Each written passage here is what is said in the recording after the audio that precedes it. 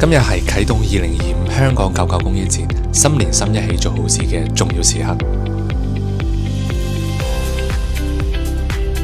我哋社福界希望通過一系列嘅活動咧，令到我哋嘅數碼賦能咧就進一步去提升。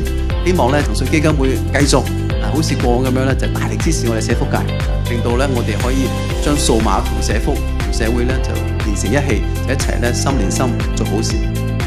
我哋心連心係一個平台，為大家帶起一啲動力。咁希望咧，同時可以將呢啲technical 嘅知識咧，可以拎翻去。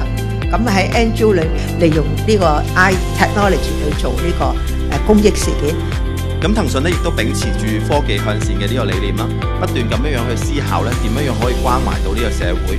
我哋亦都一路咧喺度思考緊咧 AI 點樣可以用得更多嘅喺社福嘅環境入面，等呢啲關懷嚟得更加及時。